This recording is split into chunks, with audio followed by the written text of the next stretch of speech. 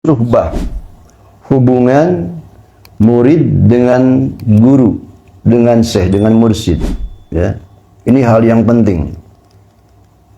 Maju mundurnya kita, hasil dan tidaknya keselaku murid sangat tergantung kepada syarat ini. Sejauh mana suhbah kita, pertemanan kita, itba kita kepada mursyid kita. Al-qismu tsani, terus bagian yang kedua, ma yatadarraju bi mukhalafati fil wuqu'i fima yarfa'u anhu al-idni fil hal. Nah, ini yang kaitan dengan bab yang kita pelajari, bab fikih. Jadi syarat yang kedua yaitu ma yatadarraju bi mukhalafati, yaitu yang senantiasa terus-menerus menyalahi aturan guru secara bertahap. Ya, sudah diingatkan masih juga. Nah, ini akibatnya akan terputus izin murid. Dengan kata lain, batal selaku murid. Ini rugi besar. Jangan dianggap enteng. Ini tidak sekaligus. Masih ada toleransi lah ya. Gitu, sekali, dua kali. Tapi kalau terus diingatkan masih juga ya, kita nggak ngikuti aturan, melawan arus, nggak bandel, malah wading, ujung-ujungnya bata jadi murid. Ya. Terus al-qismu salis, bagian ketiga, surutu sihatil aurad, syarat-syarat sahnya wirid. Mantap. Makanya kita bicara masalah ngaji itu, habis umur kita, ilmu tidak akan habis. Khususnya ilmu-ilmu yang menyangkut masalah ini. Kalimah Allah, betapa luas. Luas ilmu Allah ketika Rasulullah mengajak Sayyidina Ali, gitu, sahabat, supaya Sayyidina Ali, kan kata Nabi, Ana madinatul ilmi wa Ali babuha.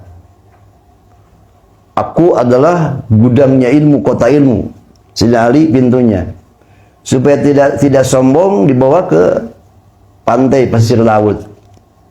Lalu diancurkan curug telunjuk Rasulullah, lalu diangkat, nih ilmumu ini yang jatuh dari telunjukku dibanding dengan luasnya laut. Itu apa? Pintunya ilmu. Kalau kita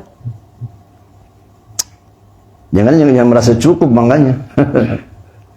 Nah, terus al-qismu rabbi, ya, bagian yang keempat, surutu, syarat-syarat muakkadatun, yang ditekankan, ya. Wa adabun, masalah adab, la yabtulu wirdina tarikaha, tidak batal wirid yang meninggalkan syarat-syarat yang muakkad dan adab-adab itu, walakin yakillu nuruhu, akan tapi cahayanya pudar. Jadi cahaya nanti baru nyangan batur di naga poek. Ya. Terus yang kelima itu al-qismul khamis, surutu sihatil idni bitorik. Jadi syarat sah itu mendapatkan izin bertoriko. Ini dari masih 4 bagian ini ada bahasannya. Ya. Nah, yang saya ini yang kaitan dengan materi yang kita pelajari sekarang, ya, belajar masalah fikih, yaitu ma yatadarraju bi mukhalafati fil wuqu'i fima yarfa'u anhu al-idni bil hal. Jadi yaitu perilaku kita atau perbuatan kita yang menyalahi aturan syekh, ya, tidak putus, tidak batas sekaligus, tapi ketika kita sudah diingatkan lewat ta'lim ini masih juga bawa karep serangan, itu lama-lama batal. Nah, ini yang penting khawatirkan. Ya. Makanya kalau tanpa ta'lim seperti ini, tanpa datang ke majelis ta'lim, kita tidak akan tahu apa kita masih nyambung apa enggak. Sebab tidak akan tahu tanah-tanah nyambung dan tidaknya. Betul enggak? Paling yang kita rasakan dampaknya, akibatnya. kunaon euy widi sekian puluh tahun kieu keneh wae, baik urusan dunia teu maju-maju, ibadah teu ningkat-ningkat, teu nama semangat, ilmu teu nama paham. Nah itu tanda-tandanya. Kalau begitu jangan-jangan putus ya sanad kita, batal izin thariqah kita. Sehingga kalau tanpa ngaji, tanpa bercermin ke ilmu, ke kitab, ke fatwase, itu merasa benar biasanya. Ya, yang lain salah. Nah ini bahayanya. Tapi kalau kita seperti ini kumpul, ya rutin, seminggu sekali, insya Allah. Makin hari kita akan makin tahu kelemahan kita, kebodohan kita, aib kita. Dan tidak sempat untuk ngorek-ngorek kesalahan lain. Itulah akhlak orang thariqah sebetulnya. Jadi sangat ironi dan cemeh orang tarekat ngamakan wid lazim tujuannya membersihkan diri, tapi lisan tidak dijaga, ghibah, ngadu domba. Jangankan apa lagi kesama ikhwan. Nah itu akibat tidak mengetahui ilmu, akibat tidak ngaji sebenarnya. Masih berulang-ulang. Kita masuk tarekat Tijani memang tidak disyaratkan pintar dulu, jadi ustaz dulu tidak disyaratkan.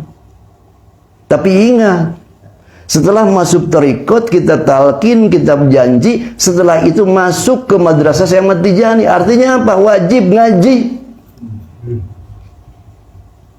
Idealnya memang sebelum masuk tarekat sudah matang dulu bab fikihnya, bab usulnya. Idealnya, tapi siapa orangnya? Betul nggak? Oleh karenanya tarekatnya tidak mensyaratkan masuk tarekat mesti pintar dulu, alim dulu. Tapi setelah ditalqin, nah itulah kadang kita nggak sadar. Bahkan bangga dengan lamanya kita. Oh, saya udah 10 tahun, nanti kalau kemarin nyawa-nawan iblis gitu teh. Awas tidak ukur lama dan sebentarnya. Wah, itu bukan senior, ya semua junior. Mungkin yang baru sebulan talqin mengalahkan 10 tahun sudah wirid talqin. Karena yang sebulan ini sungguh-sungguh ada pengorbanan, mahabbah. Yang 10 tahun kasalib. Jangan salah. Jadi jangan bangga karena kita sudah pintar, jangan mau sudah lama, enggak ada ukuran itu. Ya, sehingga yang belum lama jangan pesimis, jangan minder, yang lama jangan sombong. Enggak jadi ukuran, enggak. Balik ya. Nah, di antaranya yang tadi ma yatadarraju itu yaitu ini pesan guru kita dalam tarekat Tijani, awas jangan ngenteng-ngenteng syariat. Ini syarat kok. Yaitu yang pertama al-muhafizatu ala sairil umuri syariah. Menjaga, memelihara ya, menjalankan yaitu tentang amal-amal syariat. Ilman wa amalan. Ilmu jeung amal, wajib ngajina. Nah, karena nggak paham, nggak ngaji, ya itu tadi. Bahkan pas ngaji pikir ya balik ke nol. Satu kesatuan tidak terpisahkan, syariat, tarekat, hakikat. Bahkan cek Imam Ghazali tesah ya naik ke makom tarekat sebelum beres makom syariat. Sekalipun fatwa Imam Ghazali bisa diambil pelajaran. Artinya kita ini mestinya menyadari betul gitu. Nah, min dalika dari hal tersebut tadi menjaga syariat itu al-muhafazatu ala shalawatil khamsi. Ya. Itu awalu waktiha. Salah satunya orang Tijani itu yaitu memelihara salat 5 waktu kalau dan usahakan awal waktu. Seperti itu saudara. Wa ma'al jamaatin amkana, bahkan diutamakan kalau mungkin tidak halangan mesti berjamaah. Karena ini jarang dibahas, ini seolah ini dari ilmu luar. Wah, ini Surabaya. Bukan Surabaya, Maroko. Syekh Ahmad Tijani, bukan Syekh Ahmad Tijani, Rasulullah. Apa-apa temelin Cimahi. Emang Cimahi tarekat apa? Jadi sampai sekarang kan, bagaimana keadaan kita ini? Mayoritas tapi, jadi karena ini masalahnya. Nu hobol, nu dukut jeung guru, nempono anyar. Si eta mah. Ada yang ngaji fikih, balik deui ka nol. Ai kitu ente geus tamat gitu. Ya. Ma istiqmali surutiha, serta menyempurnakan syarat-syarat. Ya, salat. Warkaniha, melihara rukun-rukunnya, wabadiha, sunat abadnya, wayatiha, sunat hayatnya. Ya surat itu ya sunat abad, sunat hayat apa saja.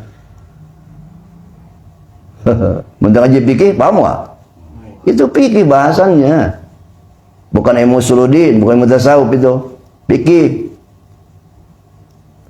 Terus wadawamul khusyuk fiha.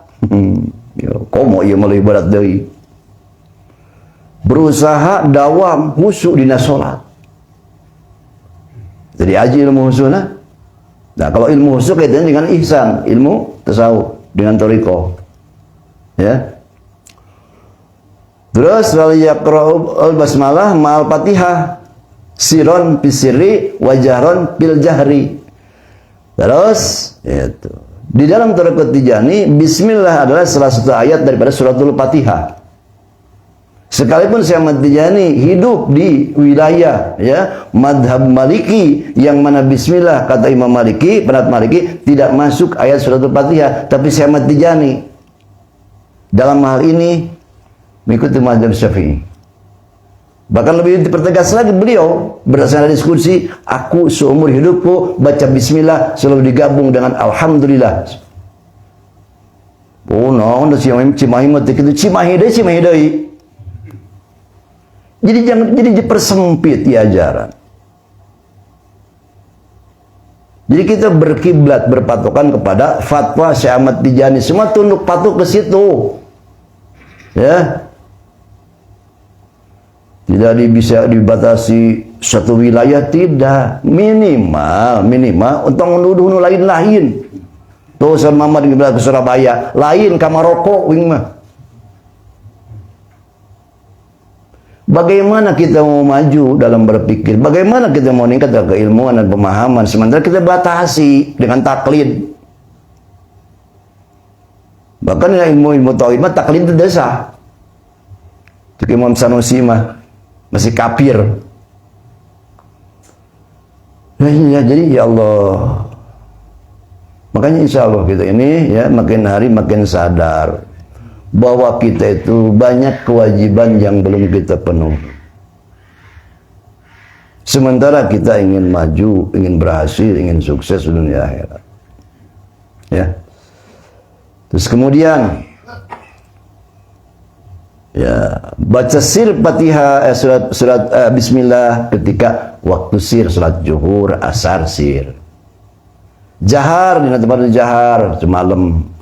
Ya kan? Maghrib, isya, subuh itu jahar. Yaitu bismillah lagi jahar. Bismillahirrahmanirrahim. Alhamdulillahirabbil alamin.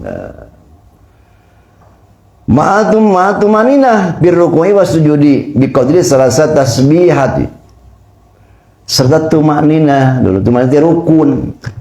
Tumaninah teh saukuran di mana sujud maca subhana rabbiyal a'la wa amtilu kali. Itu kemudian tarawihna 2 menitnya.